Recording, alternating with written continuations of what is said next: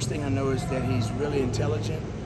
He's really explosive at everything he does, and you can tell he's kind of the bell cow of the defense. I'm going to ask him to do even more so, talk a little bit more, but he's having to learn the defense just like everybody else. So sometimes that's kind of a delay leadership, but I think the guys are doing well. They're playing hard. They're taking coaching.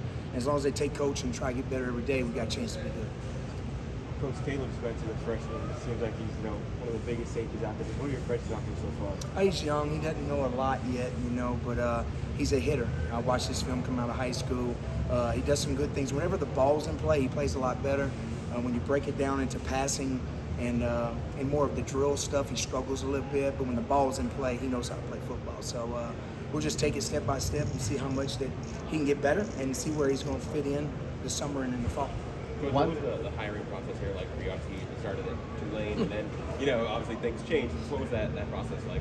Well, it was good to be home. I'm a Louisiana boy, and I was gone for about 3 years, and I knew a bunch of the coaches on staff at Tulane, Coach Fritz, and some other guys that I'd coached at McNeese and I'd coached with. So being back there was good. It was during Mardi Gras, which was good. I got some king cake. I ate some crawfish and some boudin. I don't know if y'all know what boudin is, but anyway, it was good. But when Coach Cristobal called, it was kind of a job that I've always had interest in, even as a young kid. I grew up a McNeese State fan, and I played at McNeese, so LSU was like never a dream to me because I liked playing at McNeese. But when I saw Miami play Notre Dame way back in the day, I fell in love with the way they played, the swag they had. It was always a place that I thought that I'd want to coach. Coach Jimmy Johnson is from Port Arthur, Texas, which is only about an hour and 15 minutes where I'm from. So, the U has been special to me. Watching them, my first college game I ever coached was against Miami back in 2000. It was our first money game at McNeese State. I'm not going to tell you what the score is. You can look it up, but it was bad. So now Miami, excited to be here and just see how good we can get. Can you talk about your relationship with Coach Cristobal and maybe when you guys first met and how that evolved over the years? Well, I was the defense coordinator at Western Kentucky for Coach Taggart when Coach Cristobal was at FIU, and we beat them twice, and we played really good defense against them. They had T.Y. Hilton, who was an exceptional wideout, and I think most of the time when you get jobs, it's usually from your opponent, admiring the way your guys play when they watch film, how hard they play, and just schematically, and he always stayed in touch with me, but things just never seemed to work out, and then this kind of evolved really quick. We had a good season at Marshall last year, and so it is what it is. He called, and I took the job, and I'm excited to be here. You seem very passionate about the state of Louisiana. Is it important to you to recruit there? Well, it's important. Louisiana is important to me because I'm full-blooded Cajun, so I'm a Guidry, Landry bro.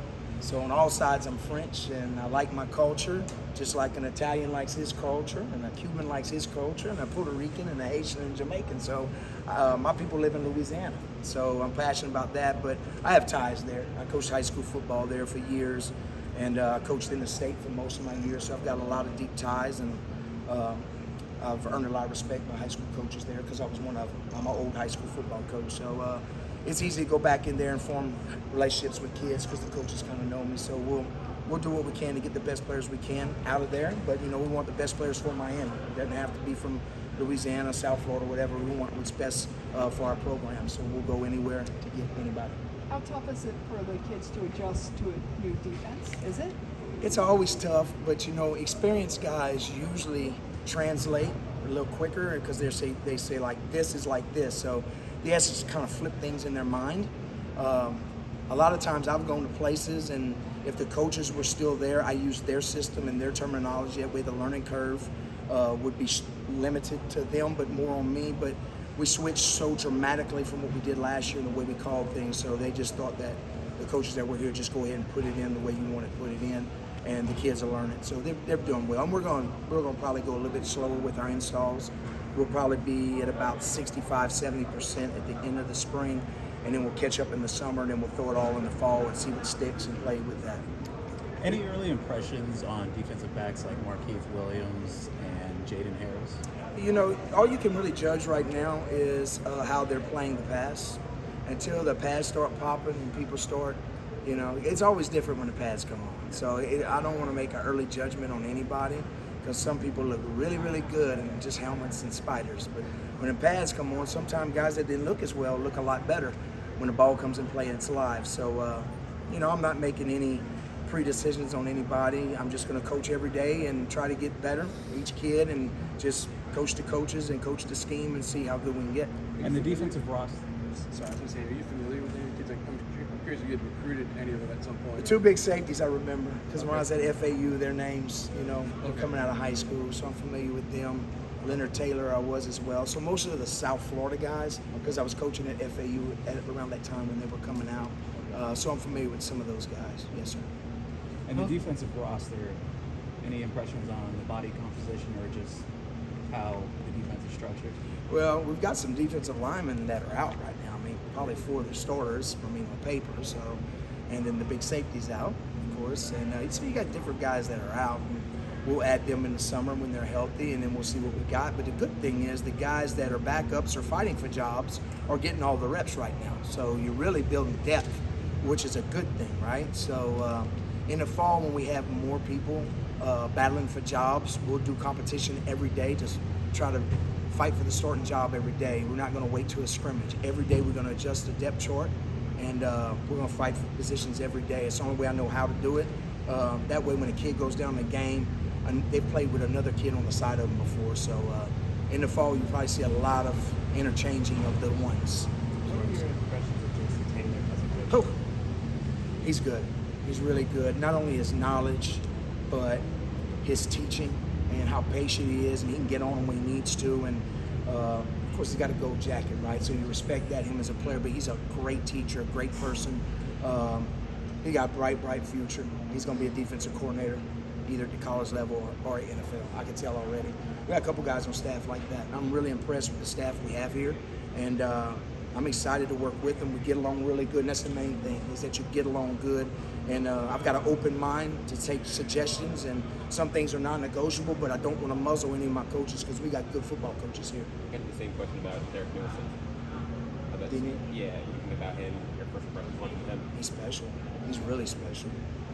He's another one that's got a chance to be a coordinator. He's really good at what he does, great teacher, motivating, bright, young. He's been in some big places, been around different good coaches, so I really like him as well. Coach Adai is doing a great, they're all doing good. Coach Adai is really smart as well. So I'm excited to work with these guys, really am. Your defenses are known for different looks, sometimes a bit unorthodox. Talk about how you've developed your scheme. People say that we run a hybrid defense, a 2-4-5, and it's not. It's 2 defensive ends that are standing up. They look like outside backers, and a lot of times we stand up so that we can see where the back's at, in case the back jumps, because we got different assignments. But it's 4 down linemen, 2 backs, and 5 DBs. Now we will go 4-3 with 3 backers when they go heavy personnel, but it's not what people write stories about. They're wrong. Sorry. I'm not innovative in that way. I'm sorry. I'm a real guy. I'm going to tell you the truth. But the defensive ends just stand up. And we do a lot of different things with them. We could drop them. We could rush them. So that's a little bit more unorthodox, but it's not different personnels by any means. Coach, when you first got hired, some videos from you giving speeches at Western Kentucky came out. You're a real passionate guy. Just where does that love for the game and passion come from? It's from high school. I was a high school quarterback. I went on and played at McNeese State, and got moved to defensive back, of course, because I was too short. But I was a point guard in basketball. I ran on the relays. So I played shortstop. So I was always in a position of leadership, and I was trying to coach when I was little. When my daddy coached us Pee Wee football, I used to tell him what to do, and he'd just laugh at me. Shut up, boy, you're not the coach. So, I'm just passionate. I love giving pregame speeches. I love getting kids hyped up. But when you get out on the field, that all kind of just drifts away. So when you give a speech, you gotta leave them with something that's gonna hang throughout the game, a keyword or something like that. So, it's just in my nature, I guess. Coach, a few more questions. I talked to a couple of your former players in March, and he told me that you're really good at just making adjustments. If something's going wrong, I think there was a game you guys fell behind 21-0. Yeah. You gave up 3 points in the rest of the game. Where does that come from? What would you say your influence is on? Well, I've been a defense coordinator for a long time, and I've seen football evolve. So the things I do now, there's a story behind it and the why. And a lot of young guys that grow up now in coaching, they know where we're at in football for a scheme, but they don't know how it got there. So when things don't go as planned, you got to fall back on experiences. So the more times you did something and the further you can go back, football just cycles. So my high school days, you know, some of the best coaches I've ever been around is high school football coaches, because you got to coach a freshman the same as the senior, but you got to kind of develop them at different ways. You know, the freshman don't know anything, whereas the senior might be a 5-star. So you got to go on different levels, and you know, you just through experience, you know, and so everything kind of rewinds back in my head. When I see something, I say, oh, I've seen that before, I know what to go to. And I don't copy anybody's defense. I kind of learned a little bit from everybody, kind of made it my own so I can adjust to what I'm doing, you know.